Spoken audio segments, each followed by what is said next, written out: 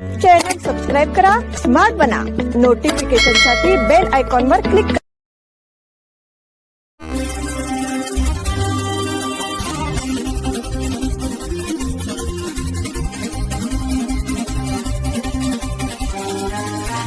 नमस्कार, स्मार्ट न्यूजच्या बुलेटिन मध्ये आपलं स्वागत. पाहूया आजच्या दिवसभरातील ठळक घडामोडी. केंद्र सरकारच्या आश्वासनानंतर सोनम वांगचुक यांचे उपोषण मागे. नीट पेपरफुटी प्रकरणातील दोषींवर कठोर कारवाई आणि परीक्षा व्यवस्थेत सुधारणा करण्याच्या मागणीसाठी उपोषणाला बसलेले सामाजिक कार्यकर्ते सोनम वांगचुक यांनी तब्बल 26 दिवसांनंतर आपले उपोषण मागे घेतले. केंद्रीय आरोग्यमंत्री जे.पी. नड्डा आणि केंद्रीय मंत्री जितेंद्र सिंह यांच्यासोबत झालेल्या चर्चेनंतर हा निर्णय घेण्यात आला. मध्यरात्री झालेल्या बैठकीनंतर केंद्र सरकारने काही महत्त्वाच्या मागण्यांबाबत सकारात्मक भूमिका घेतल्याचे सांगण्यात आले. त्यानंतर वांगचुक यांनी social media platform Xavier post करून उपोषण स्थगित करत असल्याची घोषणा केली. दरम्यान वांगचुक यांनी उपोषण मागे घेतले असले तरी कॉकरोच जनता पार्टीचे आंदोलन सुरूच राहणार असल्याचे पक्षाचे संस्थापक अभिजित दीपके यांनी स्पष्ट केले. त्यांनी वांगचुक यांच्या धैर्याचे कौतुक करत त्यांनी स्वतःच्या जीवाची पर्वा न करता देशातील विद्यार्थ्यांच्या न्यायासाठी लढा दिला, असे म्हटले. तसेच केंद्रीय शिक्षणमंत्री धर्मेंद्र प्रधान यांच्या राजीनाम्याची मागणी कायम असून जंतर मंतरवरील आंदोलन सुरू राहील असे ते म्हणाले. पंतप्रधान मोदींचा तरुणांशी सेल्फी संवाद. नीट प्रश्नपत्रिका फुटीच्या वादाच्या पार्श्वभूमीवर पंतप्रधान नरेंद्र मोदी यांनी गुरुवारी रात्री सेल्फी व्हिडिओ संदेशाद्वारे विद्यार्थ्यांशी थेट संवाद साधला. विद्यार्थ्यांना आणि त्यांच्या पालकांना सरकार त्यांच्या पाठीशी असल्याचा विश्वास देत त्यांनी प्रश्नपत्रिका फुटीला क्षुल्लक बाब नाही असे संबोधले. तसेच परीक्षांमधील गैरप्रकारांवर कठोर कारवाई करण्यासाठी जलदगती न्यायालय, फास्ट ट्रॅक कोर्ट आणि अधिक कडक शिक्षेची तरतूद असलेल्या कायद्याचा मसुदा शुक्रवारी केंद्रीय मंत्रिमंडळासमोर मांडला जाणार असल्याची घोषणाही त्यांनी केली. पंतप्रधान मोदींनी नेहमीप्रमाणे अधिकृत ठिकाणाहून दूरचित्रवाणीवरून भाषण न करता अवघ्या 3 मिनिटांपेक्षा कमी कालावधीचा सेल्फी व्हिडिओ प्रसिद्ध केला. हा व्हिडिओ विशेषतः सोशल मीडियाचा मोठ्या प्रमाणावर वापर करणाऱ्या तरुण पिढीला लक्षात घेऊन तयार केल्याचे मानले जात आहे. गणेशोत्सवाच्या पूर्वतयारीसाठी मध्यवर्ती महामंडळाचे जिल्हाधिकाऱ्यांना निवेदन. आगामी 14 सप्टेंबर ते 25 सप्टेंबर 2026 या कालावधीत होणाऱ्या 12 दिवसीय सार्वजनिक गणेशोत्सवाच्या पार्श्वभूमीवर सर्व संबंधित विभागांची संयुक्त बैठक तातडीने बोलवावी, अशी मागणी मध्यवर्ती गणेश उत्सव महामंडळाने जिल्हाधिकाऱ्यांकडे निवेदनाद्वारे केली आहे. मध्यवर्ती गणेश उत्सव महामंडळाने जिल्हाधिकाऱ्यांनी सर्व संबंधित विभागांच्या अधिकाऱ्यांची आणि महामंडळाच्या पदाधिकाऱ्यांची लवकरात लवकर पूर्वतयारी बैठक बोलावून सर्व मागण्यांवर निर्णय घ्यावा, जेणेकरून यंदाचा गणेशोत्सव अधिक सुरक्षित, सुव्यवस्थित आणि यशस्वीरित्या पार पडेल, अशी अपेक्षा व्यक्त केली आहे.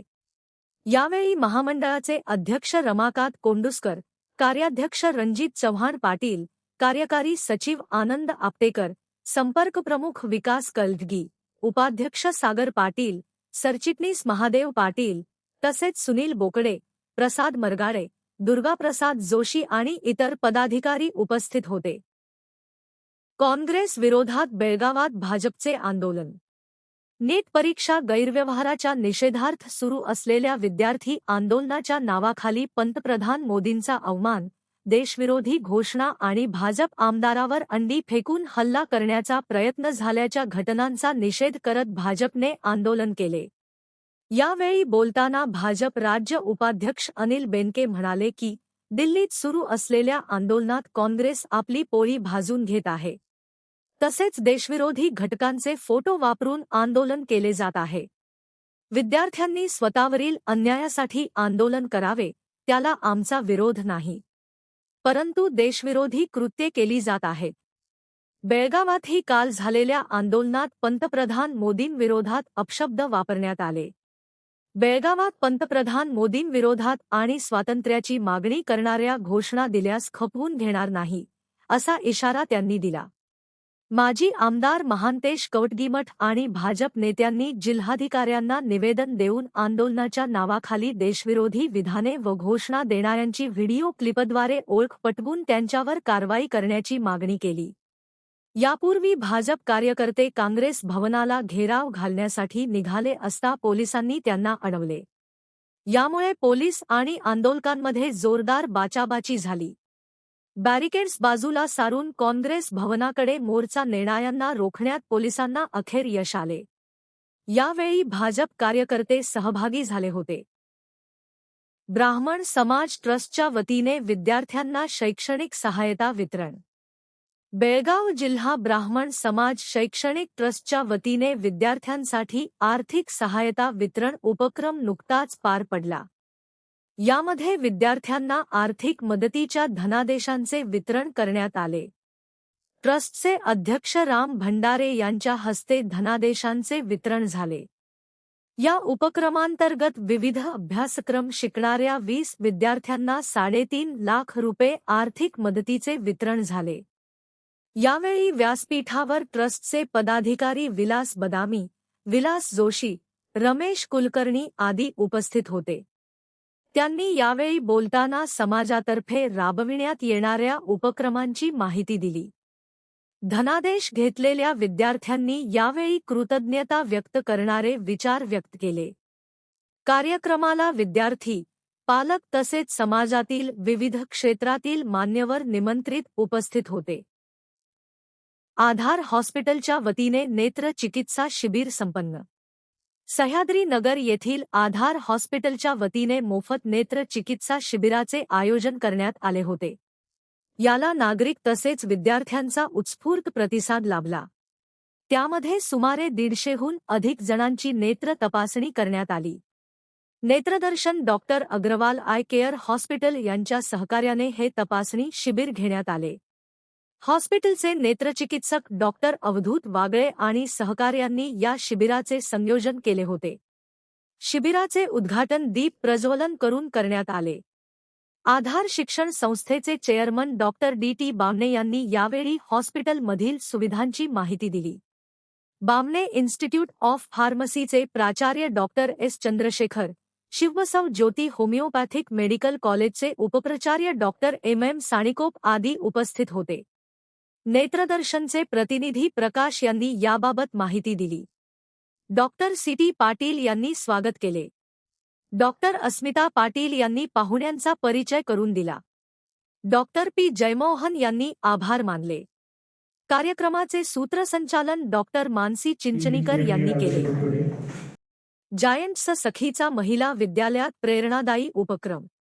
जायंट्स ग्रुप ऑफ बेळगाव सखीचा महिला विद्यालयात प्रेरणादायी उपक्रम नुकताच पार पडला. या कार्यक्रमात सुप्रसिद्ध व्याख्याते मायाप्पा पाटील यांनी विद्यार्थिनींना वाचन संस्कृती टिकविण्याचे आवाहन केले.